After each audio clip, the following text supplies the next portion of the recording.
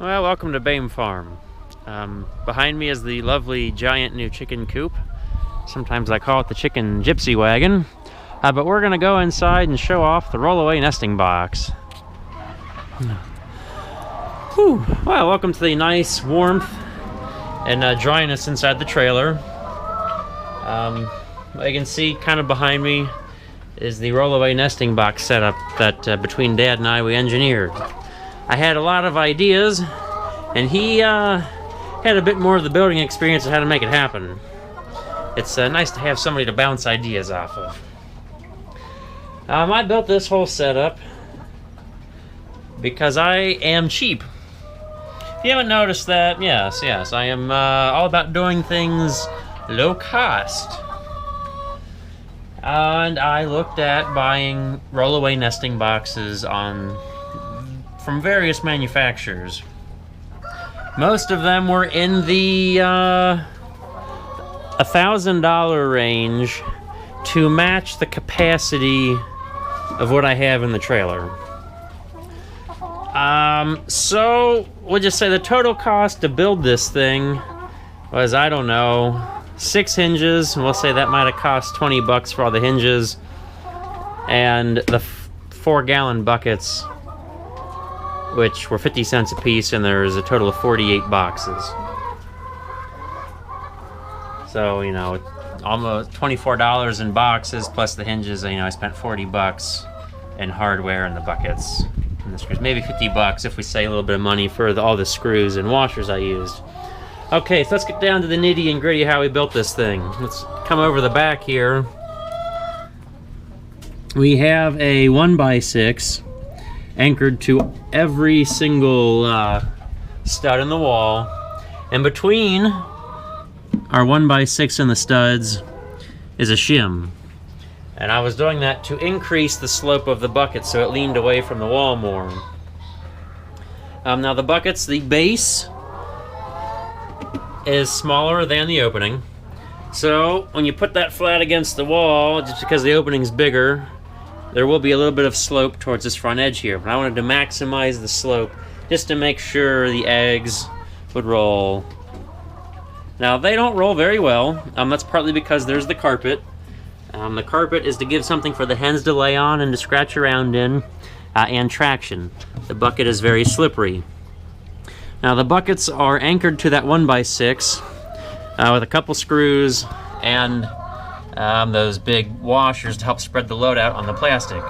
I love fender washers. My list of favorite things is rice tires, fender washers, and duct tape. And I can get a lot done with baling twine too. So yes, those just fun things to have around the farm. And I guess 5-gallon buckets are nice too, but there's a certain aesthetic about using a fender washer, just totally oversized. So they don't roll well. At least it doesn't look like they roll well, right? Well, the hens move in and out. They kind of bump it, and they step around, or two of them want the same box and they fight. So eventually that'll push it, and voila, we hear it roll out. If we open the lid, which I can sort of get one-handed, we'll go explain the lid in a second, and voila, there is our egg that rolled out. There is a 2-inch opening for the egg to roll through, which it's not going to come through all tall. It'll be most likely on its side. That's just in case the hens lay a gigantic egg. Now this is a bit taller than I wanted, but since I used a 2x4 out front, and I didn't feel like trying to cut it down any shorter, I don't have a planer or anything to take, height or width off a board very conveniently like that, I just stuck with it. But then when the lid falls down, it is flush across, like with the top of the 2x4. So, reach in and grab our eggs. Now, originally I wanted the full top to be a lid. Problem.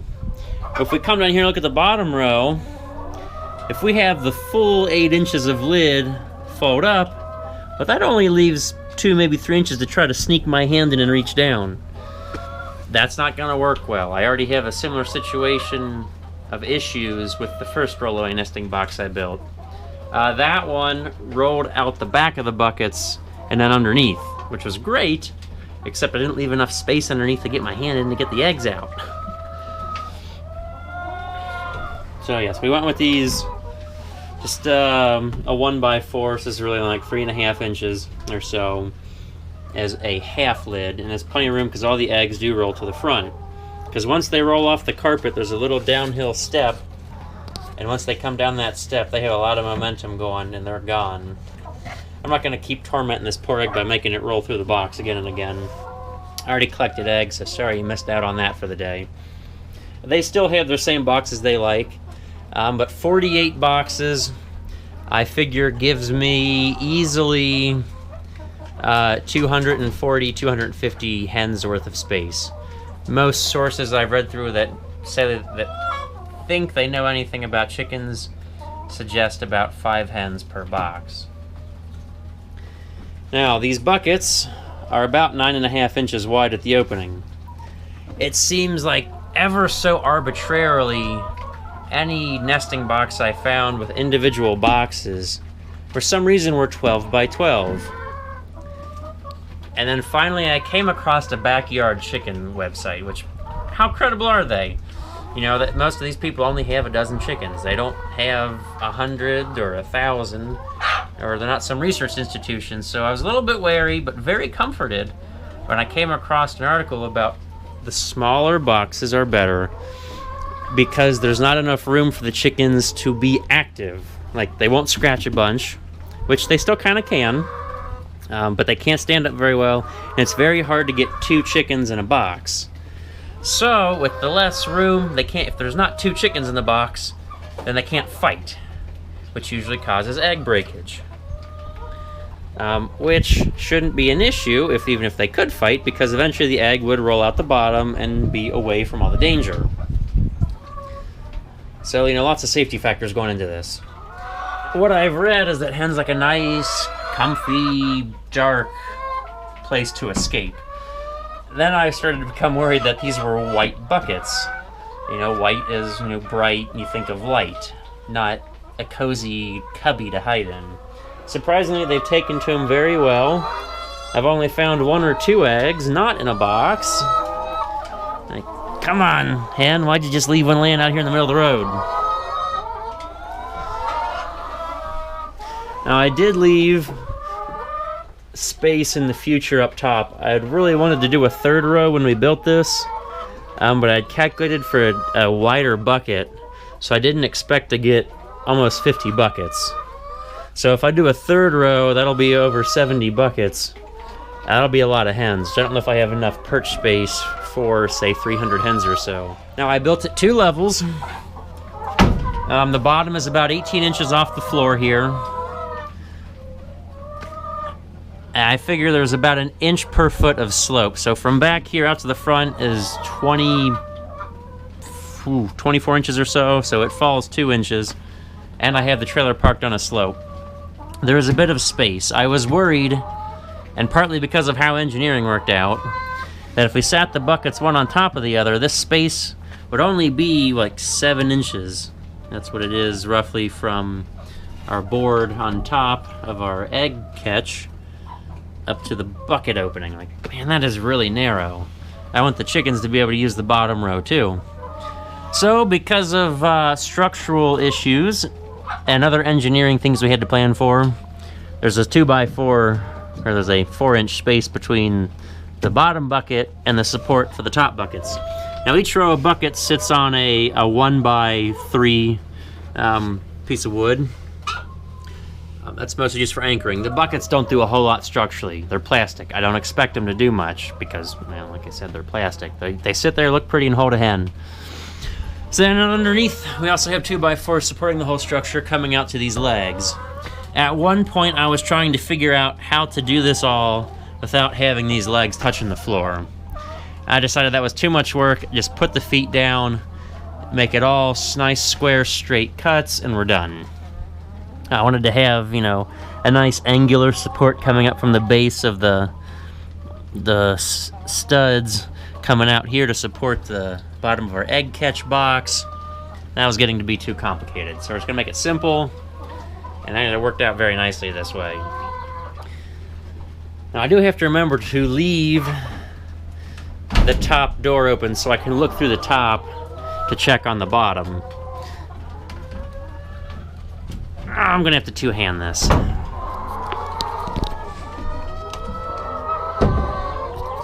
It's nicer to look down from the top to see the bottom instead of not being able to see and then trying to crane your neck, and really you got to get really close to the top egg catch box to see in down here. So instead of craning my neck, you know, I can stand up a little better and look in the top and see everything down below.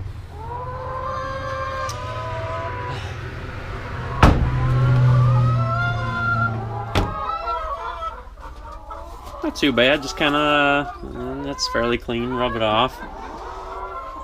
But the egg catch is meant with the 1-inch mesh that if the chickens decide to defecate in the nesting box, eventually they'll scratch it out and it'll fall through. Which you can see, geez, they've really been scratching. And the floor of the nesting boxes is this AstroTurf. I've seen the hen's been sitting in here. I can see her, like, this looks like something's been sitting there. Just green AstroTurf, indoor-outdoor carpet. I wanted something a bit sturdier than this. However, this is all I could find in a cost-effective manner. Like I said, most of this was reused, reclaimed, leftover stuff. A lot of it came from shipping crates of industrial machines. Did I cover everything? Lots of screws, the fender washers holding it down. There's 3 hinges across the full-length door. I like that better than trying to do it in sections. Underneath, I gotta lift the door again, are these supports for the lid. And we cut them, there's slope to them. They are sloped. I kind of wanted it sloped because the bottom slopes, so there's no point in having it perfectly flat, and maybe, just maybe, if the chickens poop on top of the lid, that it will work its way off. Whew.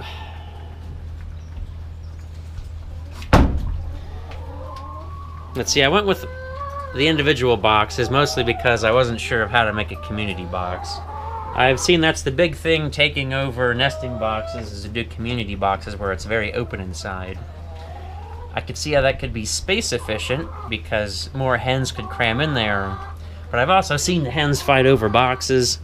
Like, I don't know. I feel like just for these girls, they need their privacy. Especially the ones in here. These were all former commercial birds. And I don't think they know what having lots of freedom is. I think they came from individual cages. So they're used to laying eggs privately. So I stuck with that design. Now they do say there's more capacity to a community box just because the hens can cram in next to each other without walls. I hope that covers everything. If you have any questions, ask. I put the supports underneath the buckets every 4 feet, or 3 spaces between studs apart. Down at the end, I put some ramps to get up here. I underestimate the ability of chickens to jump because some of them won't even use the ramp out here. They will just jump straight down and then jump right back up from the ground, even though I built them a lovely ramp. So down here, I made one perch bar extend all the way from the rest of the perching area for them to have an easy kind of climb over, or they can climb up that rack there and get up to the top. Well, this has been fun construction with Bame Farm. Hopefully you guys learned something. Maybe you guys will try to build one of your own. I wish you the best of luck. Ooh, I thought of one more thing. The wire underneath is between the bucket and the 1x3. That was trying to save anchoring by screwing through the carpet and the bucket into the wood. And that was a lot to line up. And obviously the wires along the front. And there's no padding along the front. I didn't expect or want to need pads, just because... Where are those eggs, man? There they are. I didn't go with pads because I expected the eggshells to be thick enough.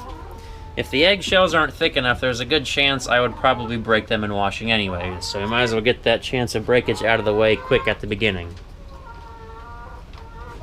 And okay, now I think that's everything. So, happy farming, happy chicken adventures, and we'll see you later.